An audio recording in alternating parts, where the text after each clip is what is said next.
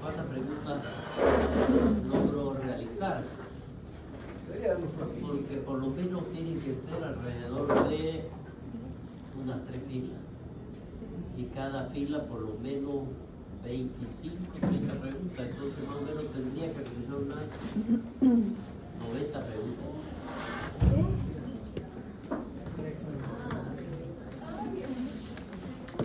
Dentro de lo que habíamos visto, ¿no? Como le dije yo, la primera parte. Vamos a tener que hacer cambiar diagnóstico. Hablamos de esto.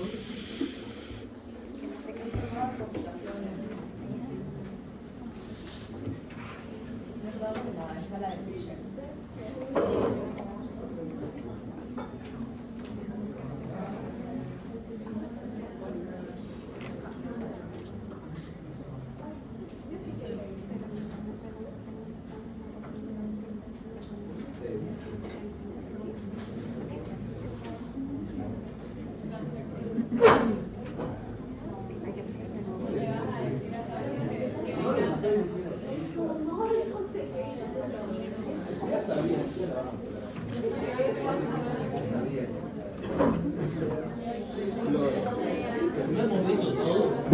¿O es que no sé cómo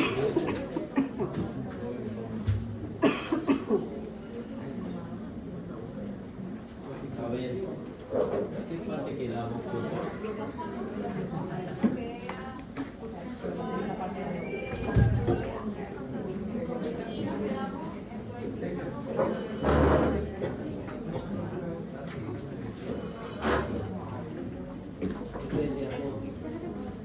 Habíamos hablado.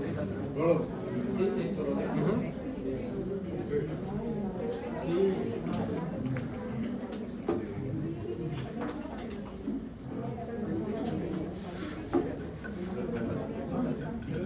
¿Qué abriste de radio? Sí, sí, antes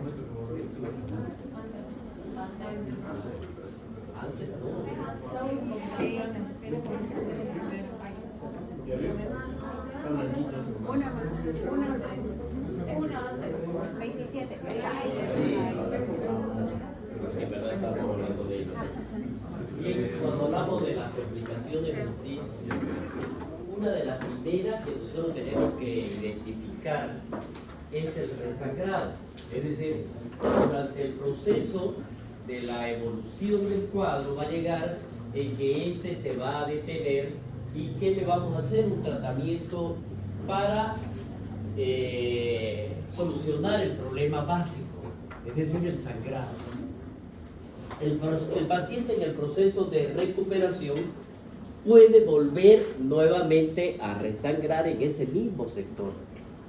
Pero eso, ¿por qué va a ocurrir? Miren ustedes, estos son uno de los principales, diría yo, desafíos terapéuticos dentro de ello.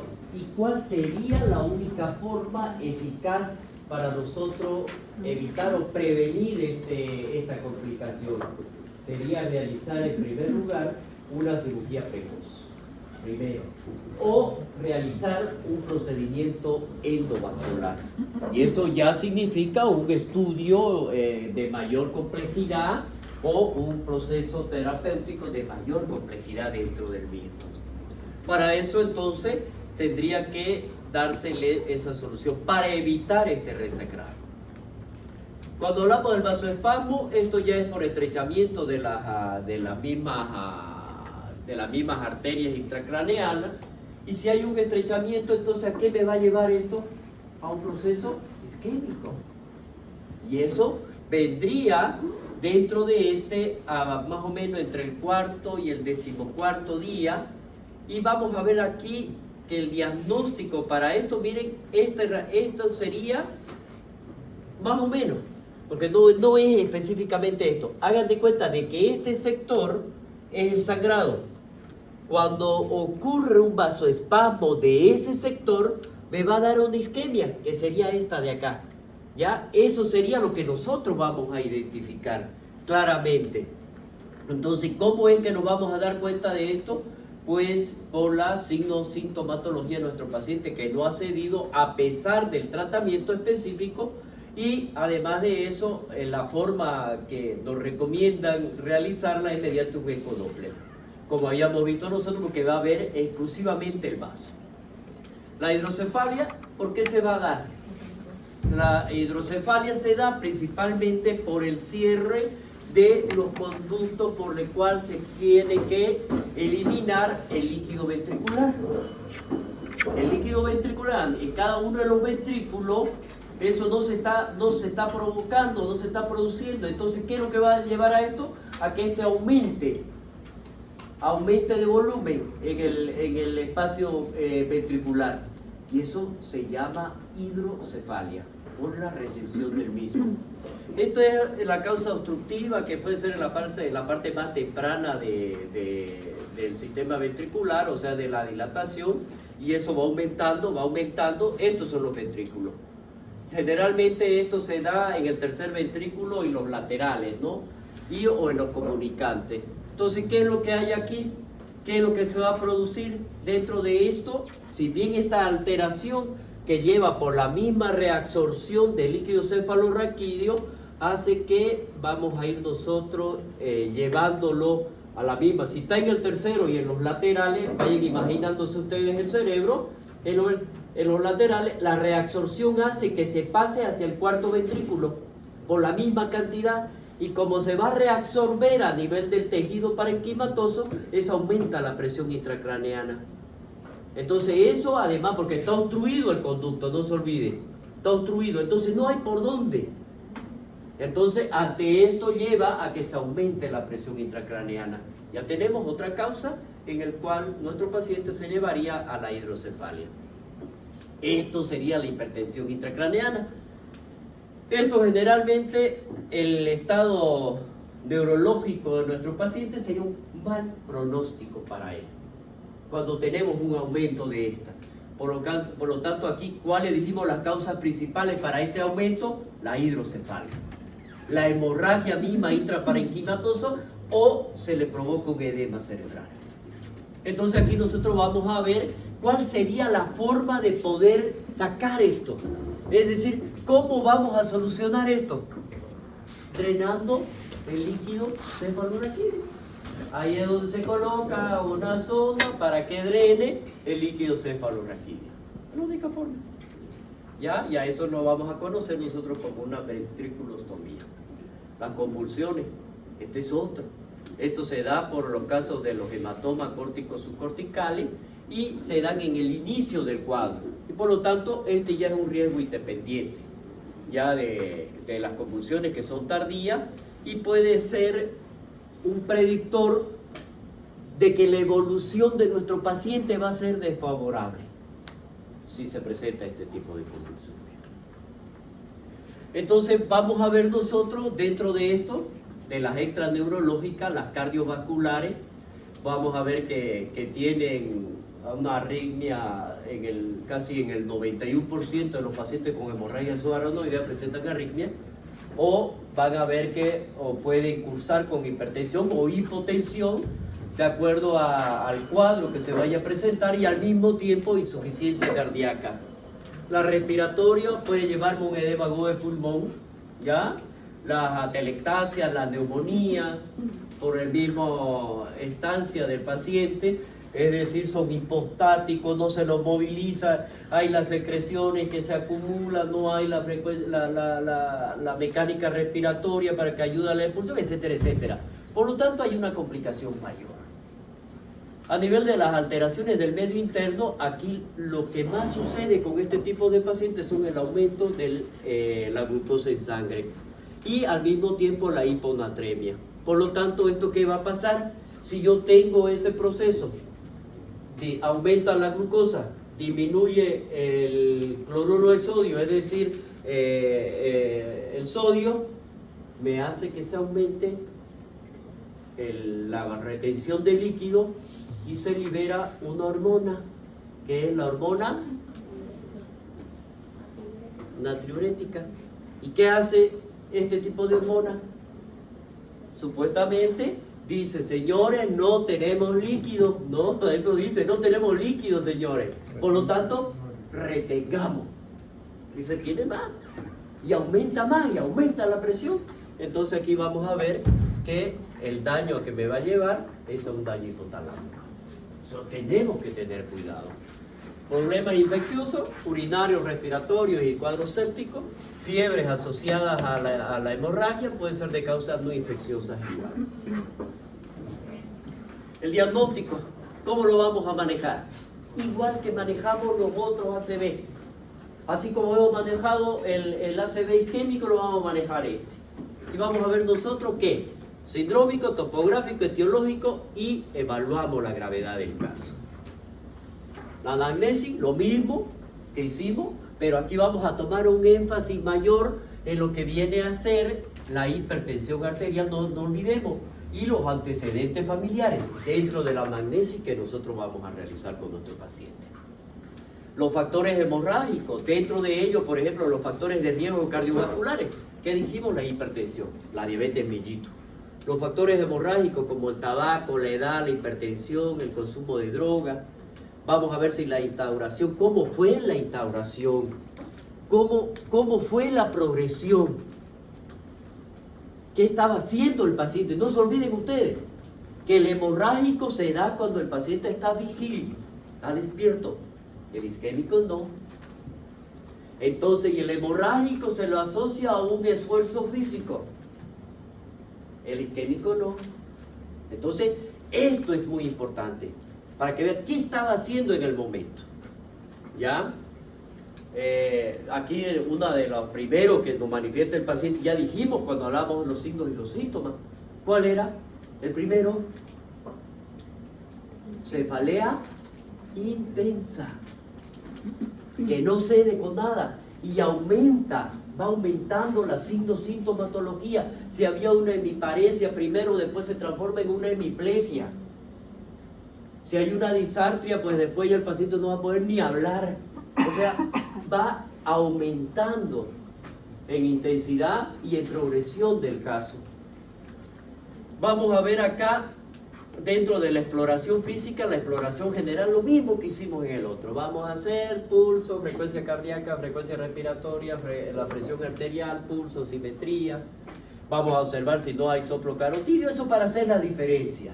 Vamos a escucharlo, si hay arteriopatía periférica, fondo de ojo, exploración neurológica, nos va a orientar a un diagnóstico topográfico, es decir, del territorio, si fuera carotidio o vértebro basilar. No se olviden, y aquí nosotros realizamos nuestra famosa escala de Glasgow, siguiendo este orden. Entonces, aquí nos va a orientar mejor. ¿Qué dijimos que era imperativo realizar? Lo primero que tenemos que hacer, nos llega un paciente con todas las características de un ACV, ¿qué vamos a pedir primero? Tomografía. No vayan a pedir radiografía porque no le va a dar nada. Pidan una tomografía simple. Le va a decir, ¿es isquémico o hemorrágico? Hemorrágico, señor, mandémoslo de una vez a quirófano. Ya. Es eso. La resonancia en caso de que yo tenga duda. La arteriografía para identificar dónde está el sector y qué arteria es para realizar la embolectomía. Ecocardiograma en caso de que estemos sospechando de que sea un problema cardíaco. Y un electroencefalograma para ver si está vivo el cerebro. Claro, para ver la función. Ya, la prueba complementaria en los servicios de urgencia, la analítica básica, siempre hemograma completo, urea, creatinina, todo. El ionograma, siempre no se olviden ustedes de pedir sodio, cloro, potasio, magnesio y calcio. Siempre, el ionograma, esto es lo más importante. Y algunas de ellas que serían asociadas. No es que vayan a pedir toda la batería. No vayan a pedir, por ahí no tienen plata. Un hemograma, su glucosa, su urea, su creatinina y su ionograma. Con eso ya tienen, y un examen de orina. Con eso ya tienen ustedes una visión general de todo lo que va a pasar. Si después de eso es necesario pedir pues algún otro tipo de analítica, una bioquímica sanguínea, no sé, un ANCA porque sospechaba en una colagenopatía o un FAN, no sé, pues cualquiera de ellos, como hablé cuando hablemos de reumato. De ahí vamos a hablar de ello. Pero mientras tanto, no es necesario. El electrocardiograma ya dijimos cuándo. La radiografía de tórax. La radiografía de tórax se la voy a pedir a este tipo de paciente en caso de que yo esté sospechando de algo a nivel pulmonar o a nivel de la pared torácica.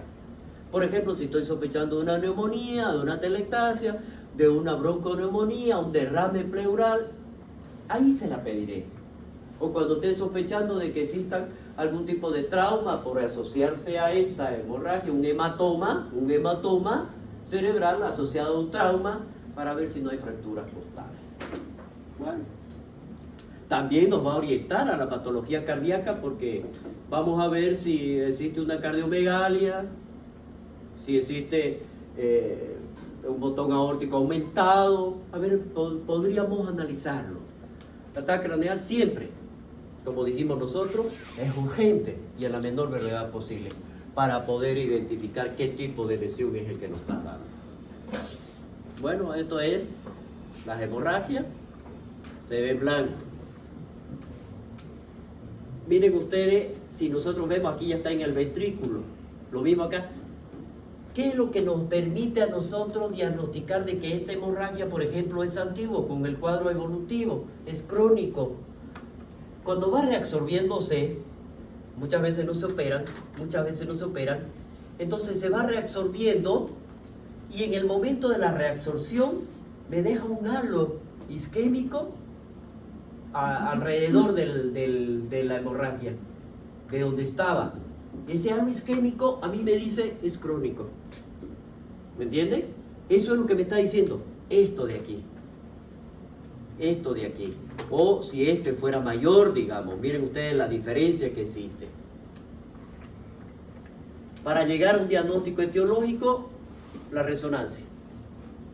Aquí está mal, ya no es nuclear. Es imagen de resonancia nuclear e imagen de resonancia magnética. Nada de nuclear tiene. Porque cuando hablamos de nuclear, ¿qué utilizamos? Rayo gamma, pero ¿qué utilizamos?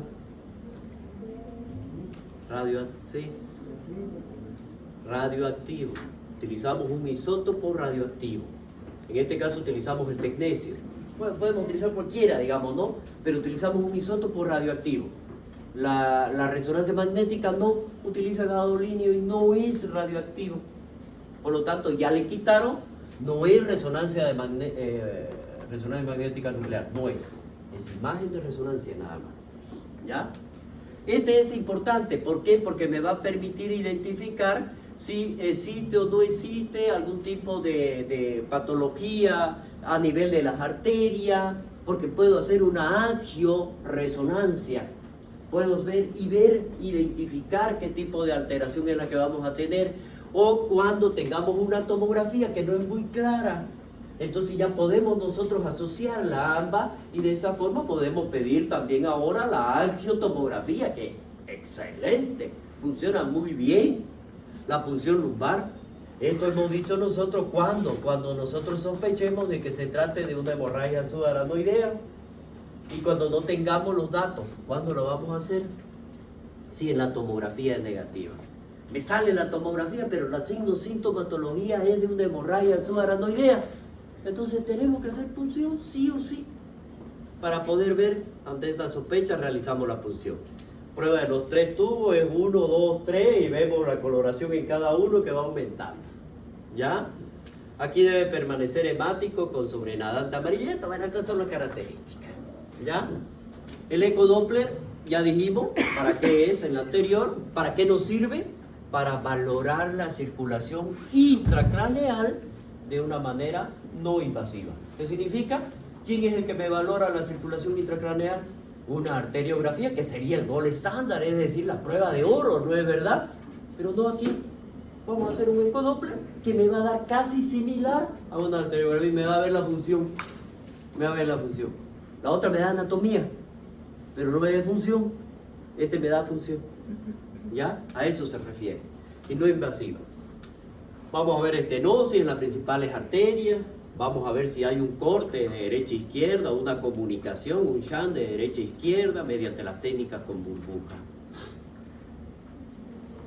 En este caso del accidente cerebrovascular agudo, La prueba complementaria para llegar a este diagnóstico etiológico, como le dije, primero tendríamos que tener una prueba de oro que es la arteriografía. Es la de elección en el diagnóstico sindrómico y topográfico de la hemorragia subaranoidea. Para eso nosotros tendríamos que valorar la patología vascular. Para eso nos va a servir cuál es la causante de esta hemorragia. Ha habido una malformación arteriovenosa, hay un aneurisma de estas arterias, o si para el mismo tiempo nos va a permitir para realizar el tipo de cirugía. En estas estenosis carotidia, la cual se confirma con esto, y sabemos a dónde vamos a ir. Con la arteriografía sabemos a dónde llegamos. Eso es muy importante con este estudio. Bueno, es esto, miren. Es clarito, pues quién no se va a dar cuenta, ¿no? ¿Dónde están, digamos? Y eso es lo que se ve. Los angiomas son tumores a nivel de las arterias, que también nos permite identificar, aunque aquí no se ve claramente en este estudio, pero ya me está dando alguna sintomatología de un aumento de la densidad.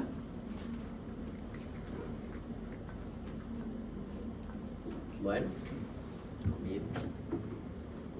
Malformaciones arteriovenosas, donde me dan el sangrado, lo ve la forma de alteraciones que ya existen y se comprueba con la arteriografía, la angiotac. En el tratamiento aquí, al igual que el isquémico, tendríamos que distinguir 3 fuentes terapéuticas y la tenemos que seguir. Por ejemplo, la medida general. Estas son la base para complementar la siguiente.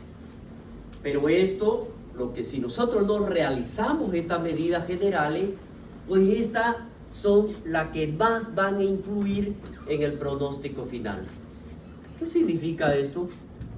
Si nosotros no hacemos nuestra medida de una manera oportuna, el pronóstico va a ser totalmente diferente al pronóstico que yo realizaría si las medidas generales las hacemos de una manera rápida. Es decir, van a ser rápidas, van a ser totalmente diferentes. Por eso depende de ello. Son las mismas para todos los tipos. Prevención y tratamiento de las complicaciones y el tratamiento específico. Permeabilidad y protección de las vías aéreas, que ya lo hablamos la otra vez. Reposo en la cama, ya dijimos también. Mantener una correcta oxigenación, ya lo hablamos. Control de la función cardíaca y la tensión arterial, que también lo dijimos, pero aquí nos vamos a mantener un poquito en esto. El control de la función cardíaca y la tensión arterial no necesita tratamiento cuando, miren ustedes, esto es muy importante, cuando el ACV hemorrágico, la presión arterial sistólica, sea inferior a 180, ya que aquí nosotros lo podemos hacer y lo podemos controlar simplemente con las medidas generales, cuando es menor a 180. En caso de una ACV hemorrágica, si la presión es mayor, la sistólica es mayor a 180, pasada la primera hora de que se inició el cuadro, entonces nosotros vamos a utilizar un tratamiento. Y aquí utilizamos el labetalol, el captopril o el lisinopril. Ya existen muchos medicamentos antihipertensivos que podemos nosotros utilizar, solo para nombrarle algunos de ellos. Manejo de la presión arterial en la hemorragia intracerebral. Si la presión arterial es mayor o igual a 230 y la diastólica es mayor o igual a 140, son 2 mediciones separadas de 5 minutos, entonces no tenemos que darle vuelta, nosotros tenemos que utilizar el nitroprusiato. Y si nosotros no podemos, este nitroprusiato lo tenemos que manejar en una unidad de cuidados intermedios o intensivos. No se debe manejar en la sala. Si nosotros en nuestra emergencia tenemos el personal capacitado, lo podemos hacer. Porque necesito un monitoreo cercano, porque me puede bajar la presión de golpe y mi paciente puede fallecer. Si la presión está entre 180 o 230, entre 180 y 230, y la diastólica entre 105 a 140, entonces utilizamos o el enalapril o el labetalol. Vamos a ver aquí que se lo hace en bolo, es decir, cuando hablamos de bolo es una jeringa de 20 o de 10 o de 15 o de 50 y lo inyectamos directo, lento, pero en bolo, a eso se refiere, y lo vamos a mantener. Pero si la presión arterial, miren ustedes, es mayor o igual a 130 en las 2 mediciones separadas, mayor a 20 minutos, entonces utilizamos nosotros un diltiazem, un lisinopril, que podemos ver, un verapamilo. Si están menores la presión a 180, la sistólica, y de 105 la diastólica, no requiere tratamiento. Entonces, vamos a ver nosotros, de acuerdo a este cuadro, que es, generalmente esto se maneja de acuerdo a la clínica del paciente. Vamos a ver nosotros de acuerdo a la evolución de cómo está yendo mi paciente. Sí. Incluso el doctor, el microsuciato que dice solamente va a ser en caso entonces de esté por encima de esa presión. Claro. Eso necesita que ya nosotros manejemos rápidamente, porque hay que disminuir rápida la presión. ¿Con monitor? Sí, sí o sí. Sí o sí. En Sí caso o de sí. emergencia que no exista el monitor, tiene que haber incluso un persona que esté. Se valora riesgo y beneficio. Si no tengo monitor y mi paciente se va a morir igual, entonces valoro riesgo y beneficio. El riesgo sería el que baja muy de golpe, ¿no? No importa. Valoro riesgo-beneficio. O sea, tengo que controlar la presión arterial, tendré que medir ahí, poner a un interno que mida la presión cada 2 minutos. O sea, de alguna manera me la tengo que ingeniar para poder bajar la presión, porque voy a valorar riesgo-beneficio. ¿Cuál es el riesgo? Que se muera. El beneficio, que lo mantenga. ¿Se va a morir? Sí, se va a morir. Pero si hago algo, no se muere, ¿no es verdad? Más vale, como decía mi profesor de medicina interna, más vale hacerlo que no hacerlo. Pero siempre con cuidado, siempre con cuidado. Siempre valoren riesgo-beneficio. El riesgo y el beneficio que voy a tener. ¿Qué riesgo? ¿Se puede bajar la presión? ¿La puedo subir? Sí, la puedo subir. ¿Y el beneficio? Que lo puedo salvar. ¿Cuál es el riesgo si no hago nada? Se va a morir. ¿Y cuál es el riesgo si hago algo? ¿Se puede morir por la hipotensión? Sí, se puede morir, pero igual se va a morir. Esos son los riesgos que ustedes se tienen que plantear. Entonces, lo van a llevar preso, magnífico, lo van a meter preso. Pero usted hizo lo que debería haber hecho, porque están en los protocolos y aquí están los libros, señores. Y esto me dice a mí, ¿va a estar preso? Sí, voy a estar preso, pero voy a salir. ¿Claro? Es verdad, por eso es así. Si aquí lo meten preso a uno antes que le demuestren que si es o no es culpable, así que igualito lo van a meter preso. Va a decir, es negligencia médica. Eso me ha tocado harto luchar por eso. ¿Verdad? Bien, mantenimiento del balance hidroelectrolítico, esto es valorar, ¿no? Está necesitando, no está necesitando, que, porque nosotros tenemos que mantener el flujo cerebral. Y al mantener el flujo cerebral, tiene que ser con volumen. Sin volumen no hago nada. Entonces tengo que evaluar el equilibrio hidroelectrolítico. De ahí ya cuando hablemos nosotros de equilibrio hidroelectrolítico, que es un tema, vamos a ver estos casos. Que vamos a ver cuánto es lo que se necesita en el aporte diario, cuánto de glucosa necesitamos para mantenerlo con energía, etcétera, etcétera.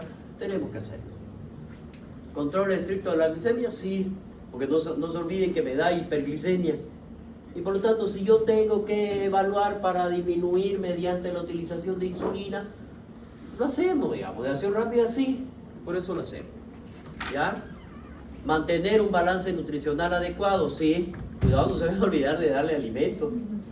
Y ahí es donde se utiliza la alimentación parenteral, ¿no es verdad? Enteral. Si el paciente necesita o no necesita este tipo de alimentación, ya sea por sonda nasogástrica o ya sea mediante catéter. Entonces vamos a evaluar cuál va a ser el poder nutricional. ¿Podemos mantenerlo con sonda nasogástrica para que darle su alimentación o tendría que ser mediante una alimentación parenteral? Eso va a depender, ¿no?, de cada uno. Generalmente en este caso, cuando administramos por sonda nasogástrica, eso va a depender del nivel de conciencia de nuestro paciente. ¿Ya? El tratamiento de la hipertermia y de las infecciones, pues aquí si hay hipertermia, o damos dioxadol o paracetamol, dependiendo, ya, y si hay proceso infeccioso, pues damos el antibiótico que corresponda. Si es una neumonía, una bronconeumonía, le damos ahí. Reposo en la cama, ya dijimos. Prevención de las úlceras por presión, esto hay que moverlo, hay que movilizarlo, porque estas escaras son tremendas. Generalmente es a nivel sacro. Cuidado de las vías urinarias, se coloca una sonda vesical, pero al mismo tiempo hay que evaluar, esta nos va a servir con doble propósito, para mantener la vía permeable y también para medir el ingreso y egresos. ¿Ya? La sedación ante la agitación psicomotriz, si fuera necesario, pues en este caso lo que tendríamos que evitar nosotros son las benzodiazepinas porque lo deprimen mucho, porque tiene una acción a nivel de los receptores benzodiazepínicos que están a nivel neuronal y se fijan mucho y no permite su liberación, entonces lo mantiene mayor tiempo sedado. Entonces mejor dar otro más suave que es el haloperidol. En caso de cefalea podemos dar cualquier analgésico. Prevención y tratamiento de las complicaciones. En este caso, los pacientes empeoran en las primeras 24 a 48 horas por las complicaciones que hemos nombrado y las complicaciones hidroelípticas y metabólicas, ¿no? Que son las más frecuentes, la hiponatremia, la hipovolemia. Vamos a ver nosotros aquí las hemorragias subarachnoideas. Una de estas sería las alteraciones del volumen intravascular y de los electrolitos. Ya en estos casos, ¿qué es lo que nos permite hacer nosotros? La hipomagnesemia, por ejemplo, para eso pedimos nosotros el ionograma. ¿Qué dijimos que hay en el ionograma?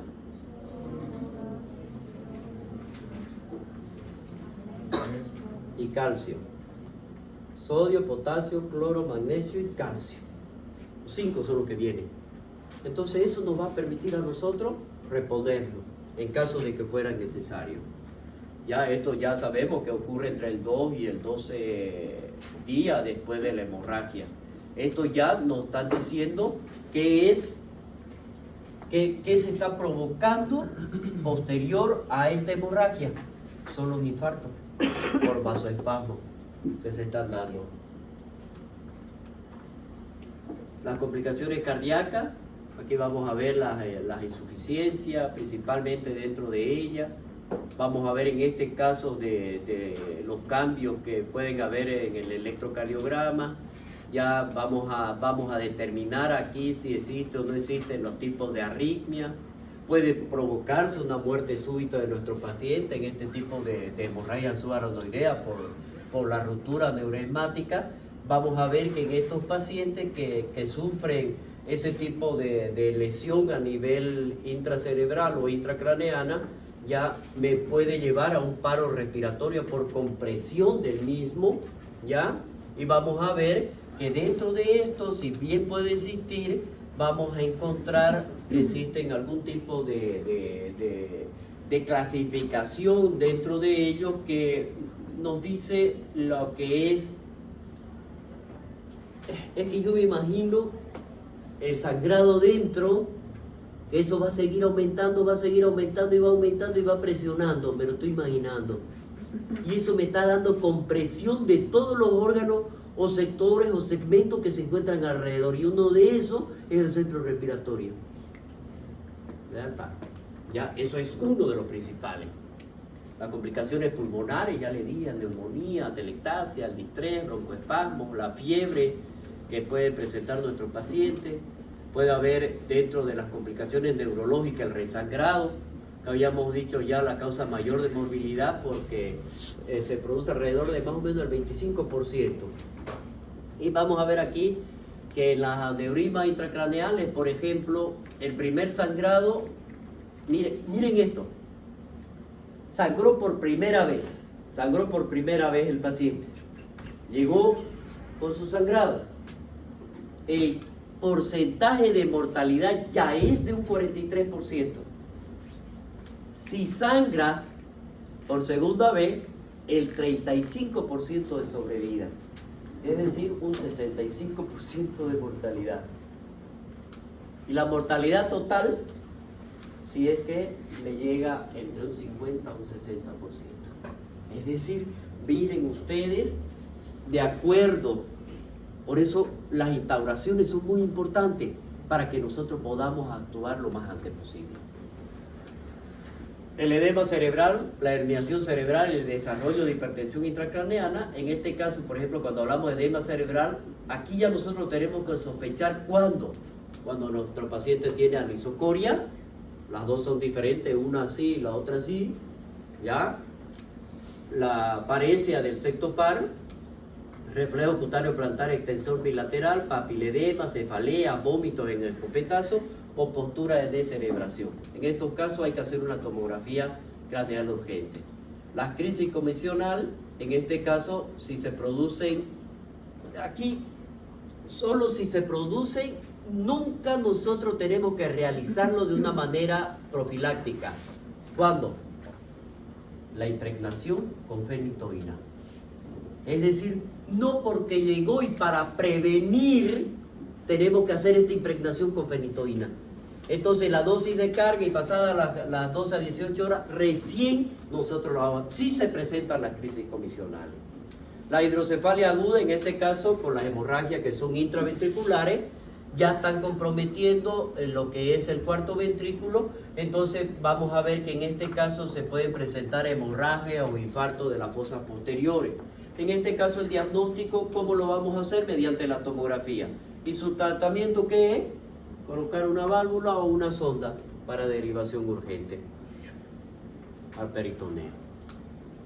Restricción moderada de líquido, de cabecera, ¿qué es lo que tenemos que hacer? En el vasoespasmo, por ejemplo, cerebral, ¿qué es lo que tendríamos que hacer aquí? Dos modificaciones, existen dos definiciones de la misma. La angiográfica, que es la que me va a dar las manifestaciones clínicas, la que me va a dar las manifestaciones topográficas, y la sintomática. En la angiográfica, aquí, ¿qué es lo que vemos? ¿Por qué es que me está produciendo este espasmo?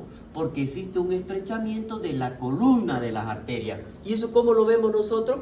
Cuando, de la columna del contraste, cuando el contraste pasa a través de la arteria, aquí vamos a ver como si existiera una especie de presión, pero que pasa delgadito. Eso es lo que lo vamos a ver en las arterias cerebrales mayores.